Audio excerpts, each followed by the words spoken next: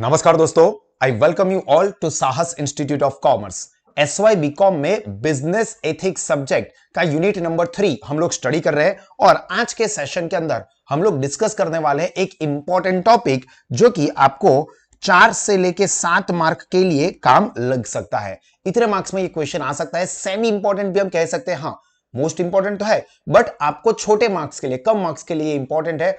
Full fledge question अगर आपको पूछना है 10, 12 या 15 मार्क का, तो इसके बाद का होने वाला है। यहां पर हमारा क्वेश्चन है models of ethical decision making. जैसा कि मैंने कहा 4 से लेकर 7 मार्क के लिए ये क्वेश्चन काम का है। तो देखो, पहले तो डिसीजन मेकिंग क्या है ये हमने आगे वाले सेशन में देखा। अगर उसको ना देखा हो तो वो वीडियो आप लोग जरूर देख लीजिए। If we think about times when we have been confronted मतलब फेस करना, confront मतलब फेस करना, with an ethical dilemma मतलब ethical confusion, नैतिमत्ता ने लगतु कई confusion, we might well now be able to recognize what kind of normative principles we were employing. Perhaps we were mainly concerned with the possible consequence or maybe we were thinking mainly about the rights or relationship. ये सिर्फ knowledge के लिए, ठीक है, ये आपको exam oriented याद रखने की जरूरत नहीं है। Many of the models most influential in business ethics have appeared in the mainstream management literature and include those by Linda Trevino 1986 and Thomas Jones in 1991। ये भी सारी चीजें इंफॉर्मेशन है जो कि एमसीक्यू के एंगल से काम लग सकती है, डिस्क्रिप्टिव के लिए कोई काम का नहीं है। हाँ, अब चाहो तो लिख भी सकते हो, नहीं लिखते हो तो कोई फर्क भी नहीं पड़ेगा। Important contribution have also been made in marketing literature such as models by Hunt and Whittle and by O.C. Farwell and colleagues. Farrell and Granham 1985, Farrell, Granham and फ्रेंडरिच इन 1989। जैसा मैंने कहा कि ये भी एमसीक्यू के एंगल से ही आप रीड कर सकते हो, डिस्क्रिप्टिव एग्जाम के लिए इतना काम का नहीं है। अब यहां से थोड़ा काम का है। In general all of these models primarily seek to represent two things. ये सारे के सारे जो अलग अलग लोगों ने रिप्रेजेंट किए ethical models, they primarily seek to represent two things. कौन सी दो चीज को वो रिप्रेजेंट करते थे? तो first, different stages in decision making people go through in responding to an ethical problem in business context। मतलब बिजनेस कनेक्शन में, बिजनेस सिचुएशन में जब कोई एथिकल इश्यू सामने आता है तो उनको जो डिसीजन लेना है, वो डिसीजन लेते वक्त वो कौन से डिसीजन मेकिंग प्रोसेस से पास होते हैं या कौन से डिसीजन मेकिंग के स्टेजेस से पास होते हैं। लाइक फॉर एग्जांपल, आपने एग्जाम के लिए प्रिपरेशन नहीं की है और आपके पास दो ऑप्शन है कि आप एक तो पूरी रात जाग के एग्जाम के लिए प्रिपरेशन करें या तो फिर आप कॉपी करें। अभी आपके पास दो सिचुएशन है कि एक आप कॉपी करके पास हो सकते हो, दूसरा आप बहुत मेहनत करके प्रिपरेशन करके पास हो सकते हो। अभी यहां पर आप किस तरह से डिसाइड करोगे? तो ये स्टेजेस जो होते हैं आपके डिसीजन मेकिंग के, वो एक कवर होता है and different influences on that process. ये प्रोसेस अब जब करते हो, मतलब डिसीजन मेकिंग आप करते हो, तो कौन कौन से फैक्टर्स इंफ्लुएंस करते हैं, ये दो चीजें मोस्ट इंपॉर्टेंट है। तो ये आपके आंसर में जरूर से होना चाहिए। अभी देखो, stages in ethical decision making, जो सबसे पहले बात की कि हम लोग स्टेजेस देखते हैं, ये different stages in decision making. तो देखो, in a review of research on ethical decision making in business, Leo, Farrell and Mansfield suggested, ये तीनों ने क्या सजेस्ट किया? Suggest that the Jones 1991 model provides the most comprehensive synthesis. Most comprehensive मतलब उसके अंदर ऑलमोस्ट सारी चीजें कवर हो जाती है model of ethical decision making. Jones bases his model on 4 stages. देखो, जॉन अब्राहम वाला जॉन नहीं है भाई, his model on 4 stage process of ethical decision making introduced by James Rest. मतलब ये जॉन्स ने जेम्स रेट के जो 4 स्टेप्स या स्टेजेस बनाए थे, उसके ऊपर उसका डिसीजन मेकिंग का प्रोसेस पूरा डिजाइन किया हुआ था। And according to his model, individual move through a process where, और मतलब कि इंडिविजुअल जो पूरा प्रोसेस करता है डिसीजन का, वो कैसे होता है? तो सबसे पहले रिकॉग्नाइज मोरल इश्यूज। सबसे पहले वो मोरल इश्यू देखेगा कि क्या यहां पर नीति रिलेटेड प्रॉब्लम है। Make some kind of moral judgment, moral judgment about that issue, establish an intention to act upon that judgment and act according to their intention. देखो पहले ये इंटेंशन रखा और फिर वो इंटेंशन के अकॉर्डिंगली वो एक्ट भी करेगा. तो ये 4 यहां पर जो स्टेजेस है जो कि यहां पर किसने डिजाइन किए थे, जेम्स रिस्ट ने, उसके ऊपर ये जॉन का जो मॉडल है वो डिपेंडेंट है. तो ये 4 स्टेजेस जेम्स रिस्ट के वो आपको याद रखने हैं. तो फिर से एक बार वो कौन सा है 4 स्टेजेस. सबसे पहला है रेकॉग्नाइज मोरल इश्यू. रेकॉग्नाइज मतलब ओळखू, नक्की करू. Then make some kind of moral judgment, उस इश्यू के रिलेटेड कुछ मोरल जजमेंट लेना. Then establish an intention to act upon, हमारा खुद का इंटेंशन, इरादा क्या है ये डिसाइड करना और फिर उस इरादे के हिसाब से एक्ट यानी कि एक्शन को लेना. तो ये स्टेजेस जो है वो सीक्वेंस में ही होने चाहिए. इसको आप डायग्राम फॉर्म में भी ड्रॉ करोगे इस तरह से.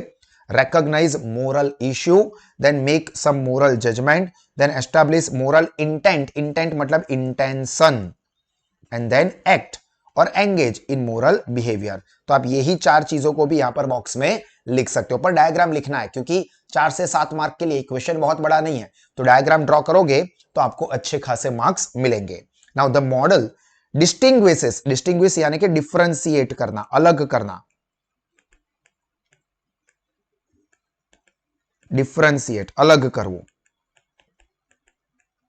Between knowing what the right thing to do is and actually doing something about it. मतलब पता होना कि ये सही है और उसके ऊपर एक्चुअली में काम करने, दोनों चीजें अलग अलग है. अच्छे से मेहनत करना, अच्छे से पढ़ाई करना, अच्छे से नॉलेज बढ़ा के अपना स्ट्रॉन्ग रिजल्ट बनाना, ये पता है. इसके लिए डेली 7-8 घंटे पढ़ने चाहिए, पता है, बट सर होगा नहीं. तो knowing what the right thing is to do and doing something about it. मतलब पता होना कि हाँ डेली 5-7 घंटे पढ़ना चाहिए और एक्चुअली में फिर पढ़ना, ये दोनों चीजें अलग अलग है. आपको भी पता है कि जब आप प्लानिंग करते हो तो बहुत बढ़िया प्लानिंग करते हो, कल से तो मैं ना सुबह 6 बजे उठ जाऊंगा, इतना पढ़ूंगा, मतलब 8-10 घंटे तो ऐसे ही हो जाएंगे. फिर सुबह 6 बजे का प्लान था, उठते ही 10 बजे है. तो यहां पर पता होना सही चीज और एक्चुअली में करना, इन दोनों चीजों को डिफरेंशिएट करता है. और between wanting to do the right thing and actually knowing what the best course of action is. Actually में पता होना कि आपको क्या करना है. मतलब मैं चाहता हूं कि मैं रेगुलरली स्मार्ट स्टडीज ऐप से सारे के सारे वीडियोस डेली देखो, डेली उसको नोटबुक में सॉल्व करो, डेली अच्छे से कॉन्सेप्ट को याद करो, ये आप चाहते हो. फिर एक्चुअली में क्या करते हो, actually knowing what the best course of action is. एक काम करता हूं, एप्लीकेशन पर रिवीजन सेशन भी आ जाता है ना, तो मैं एक काम करूंगा, रिवीजन सेशन देख लूंगा. आप चाहते हो, आपको पता है कि अच्छा क्या है, सारे के सारे लेक्चर्स डेली बेसिस पर देखना, सारी की सारी चीजों को सॉल्व करना और रिवीजन सेशन रिवीजन के लिए एग्जाम के अगले दिनों में करने का. बट एक काम करता हूं, मैं सीधा रिवीजन लेक्चर्स ही देख लूंगा. आप करते हो, कई सारे स्टूडेंट्स करते हैं, शायद आप ना करते हो बट बहुत सारे स्टूडेंट्स ऐसा करते हैं. तो यहां पर यही चीज हुई कि आप सोचते हो बट एक्चुअली में जो आप करते हो वो आपका डिसीजन मेकिंग प्रोसेस हुआ कि मैंने सोचा या मैंने चाहा, वांटिंग कि भाई मैं डेली बेसिस पर अच्छे से सारे के सारे लेक्चर्स को देखूं, नोटबुक में अच्छे से सॉल्व करूं, पूरी नोटबुक मेंटेन करूं. पर फिर एक्चुअली कोर्स ऑफ एक्शन क्या होता है, सर के रिवीजन लेक्चर्स दे देंगे, उसमें भी सर बहुत अच्छा पढ़ाते हैं, उसमें भी सर दिल से पढ़ाते हैं और एग्जाम में मेजोरिटी तो उसी में से आता है ना.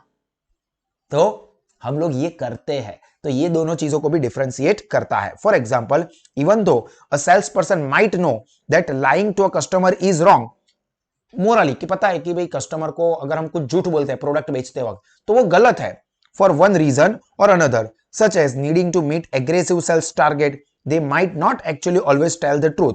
मतलब ये सेम आपके साथ जो होता है वो स्टूडेंट का भी एग्जाम्पल लिख सकते हो. यहां पर जो दिया है वो क्या है, भाई सेल्समैन अगर कोई प्रोडक्ट के बारे में झूठ बताता है तो उसको पता है कि यार ये झूठ है, मैं कस्टमर को मतलब बेवकूफ बना रहा हूं, बट यार मेरा टारगेट, सेल्स टारगेट बहुत बड़ा है, अभी तक मेरा सेल्स हुआ नहीं है, तो मुझे सेल्स बढ़ाना है तो मुझे झूठ बोलना पड़ेगा.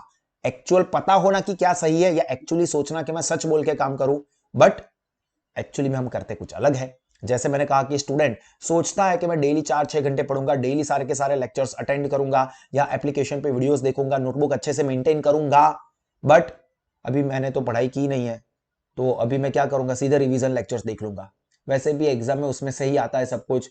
तो ये क्या है कि सोचना और एक्चुअल करना, ये इसका एग्जाम्पल है.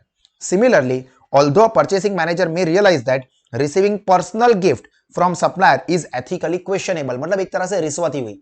सपोज मैं कोई कंपनी का परचेस ऑफिसर हूं, तो परचेस का डिसीजन मैं लूंगा। अभी फॉर एग्जांपल आपकी कंपनी के पास से मैं हमारी कंपनी के लिए गुड्स परचेस करने वाला हूं, मतलब आप लोगों का सेल्स बढ़ेगा मेरी वजह से, एक बड़ा ऑर्डर आपको मिलने वाला है, तो आप क्या करोगे, मेरी खातिरदारी करोगे, आप मुझे गिफ्ट दोगे। अभी एक्चुअली में आपसे गिफ्ट लेना ये एक तरह से क्या हुआ, रिश्वत लेने के बराबर हुआ, क्योंकि मैंने आपसे गिफ्ट ली है तो फिर मुझे मेरी कंपनी का जो बड़ा परचेस का ऑर्डर है लाखों करोड़ों रुपए का, वो मुझे आपको ही देना चाहिए क्योंकि मैंने आपसे गिफ्ट ली है।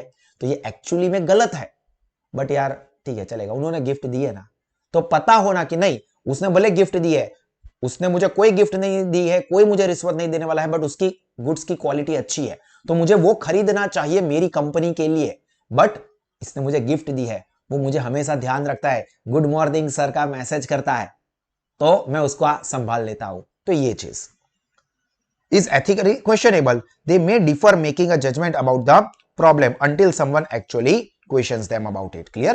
तो यहां पर दोस्तों ये जो टॉपिक है ना मॉडल वाला वो कंप्लीट होता है। अब इसी के कंटिन्यूएशन में सपोज सर यही क्वेश्चन हमको 12-15 मार्क में पूछा है तो क्या, तो उसी के अंदर ये आगे का टॉपिक भी आप लोग लिखोगे।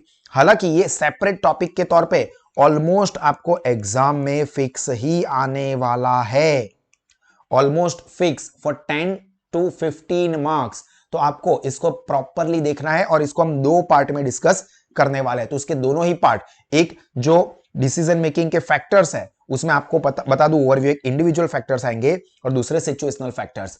तो इसके बाद दो पार्ट में हम ये दोनों ही फैक्टर्स को कंसीडर करने वाले हैं जो कि एग्जाम में फिक्स आने वाला है।